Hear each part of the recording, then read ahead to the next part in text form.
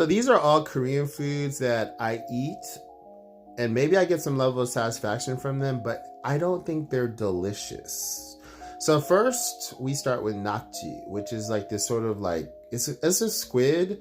It's like very skinny, and I think it's like mostly just found around Korea, Japan. But it has this very particular texture, which is why it's so revered and expensive and whatever in Korea. Like it's like, to me, it's like gum almost with like some cartilage mixed in, which doesn't sound good, right? But just because it's like so like, oh my god, nakji, in Korea, I just eat it because I'm like, every time I'm just like, I want to see what this is about. Like, it kind of tastes like nothing, which is a good thing because that means it's like fresh, because a lot of times you eat it like raw, like the famous moving squid like this.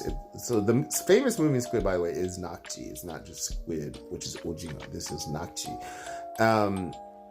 So a lot of these Korean raw seafoods, hue, not like Japanese style, like pure Korean style, they taste like nothing, and it's all about the texture. It's all about this like very particular, almost crunchy, borderline crunchy chewiness. And that brings us to abalone jeonbuk, which is like similar. Well, if you eat this raw, which sometimes they do, it's like really crunchy. It's like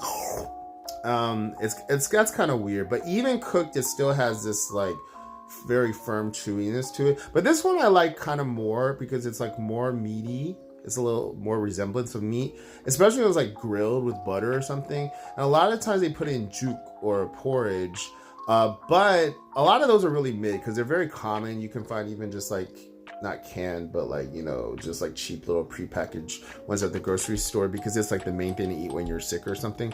But those, like, they just put like these little tiny pieces in there, or sometimes they still say it's jeonbuk juk, like abalone porridge, but they'll literally put one of these, but like just like a quarter of it or half, like this much they just put on top, and that's your abalone. So it's like you're not even ever getting any because it's like so expensive. But if you get like really good quality and like a good chunk, and it's like, cooked very well, it's like a little bit more tenderized.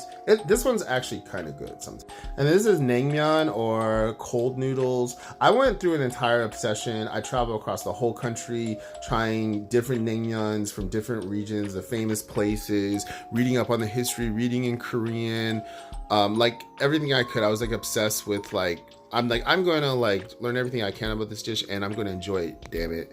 It is not like I don't like it, but first of all, every place you go, every restaurant you go to, it tastes different. And there's different ones. The most common is Pyongyang naengmyeon, which I think this one is. This is like a North Korean dish, right? So Pyongyang, the capital of North Korea. And then there's hamung, I forgot, something like that. The other one that's a little bit more like flavor in it. This one's like very like pure broth. I have had versions of this where like I have appreciated that there's like a depth to the broth, but like it's again, it's like almost like tasteless. I mean, you're supposed to add vinegar and mustard, but I actually don't like doing that. I do it every time just out of like, I don't know, like because I'm supposed to or something, but then I regret it every time. Like, I do not like that vinegar taste. I mean, Busan has kind of version called milmyeon, which is like very similar, but it's more wheat noodles rather than this, which is more buckwheat noodles. And there's like a whole history of it because like during the Korean War, they took over Seoul, so they all had to run to Busan, and then they didn't have buckwheat, so they created milmyeon because they had to make it with wheat. But I think even after all my efforts, I just have to kind of like maybe give up and be like, maybe I just don't really like this dish that much. Like, it's okay. It's good after barbecue. I was surprised when I came to Korea, and like a lot of people eat this after their barbecue. Like, they even have like a hushik size, like a smaller size that like you eat like as a dessert after your Korean barbecue. And then this is not just kimchi, it's mugunji, which is like super aged kimchi. And yeah, it's like of course I see it and like I want to get it because it just seems really special, and it is presented very special, like, oh, just like 5-year or whatever, how many years aged kimchi, and it definitely tastes way more intense, like way more sour, way more like deep, way more like tangy typically.